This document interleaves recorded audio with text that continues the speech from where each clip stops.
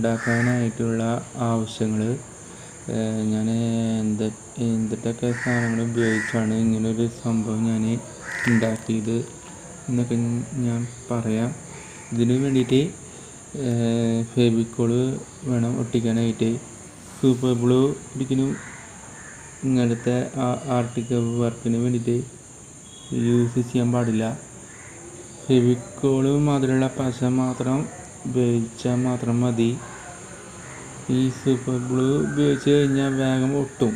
അപ്പോൾ തെറ്റുമ്പോൾ എന്താവും, ആകെ ഒന്ന് റീസർക്കിൾ ചെയ്യാൻ പോലും പറ്റില്ല.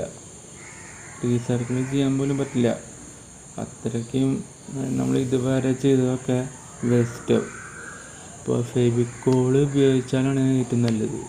കാരണം അത് തെറ്റി കഴിഞ്ഞാൽ അത് ഡിസ്കണക്റ്റ് ചെയ്യാമല്ലോ, വീണ്ടും ഒട്ടിക്കുക തെറ്റി കഴിഞ്ഞാൽ. ഈ സൂപ്പർ ഗ്ലൂ ഉപയോഗിച്ച് കഴിഞ്ഞാൽ വീണ്ടും ഒട്ടിക്കാനും പറ്റില്ല. അതുവരെ ചെയ്തിടത്തോളം വരെ നശിച്ചു പോവും, വെറുതെയോ. അപ്പോൾ ഫെവിക്കോൾ മാതിരിയുള്ള പശ മാത്രം ഉപയോഗിക്കുക. പിന്നെ കത്രിക വേണം കട്ട് ചെയ്യാൻ. പിന്നെ പെൻസില്. ഈ പെൻസിൽ എന്തിനാണെന്ന് ഞാൻ നിങ്ങൾക്ക് പറഞ്ഞു തരാം. ഇതുപോലെ ഈ ഒരു വൃത്തല്ലേ, ഇതുപോലെ വൃത്തം, പിന്നെ ഇവിടെ ഒരു വൃത്തമുണ്ട്.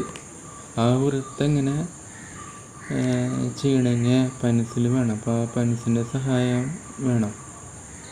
പെൻസിൽ മാത്രമല്ല ഗൈസ്, കോമ്പസ് വേണം. ഈ വൃത്താകൃതിയിൽ കിട്ടാനായിട്ട് കോമ്പസിൻ്റെ സഹായം വേണം. അതുമാത്രമല്ല സ്കെയിലും വേണം. അളവ് എടുക്കണ്ടേ, അപ്പോൾ അതിന് സ്കെയിൽ വേണം. അപ്പോൾ അടുത്തത് ഈ പെൻസിലും കോമ്പസും സ്കെയിലും ഒക്കെ ഞാൻ പറഞ്ഞില്ലേ. അപ്പോൾ ഈ വൃത്തം വരയ്ക്കാനായിട്ട് പെൻസിലും വേണം എന്ന് പറഞ്ഞു.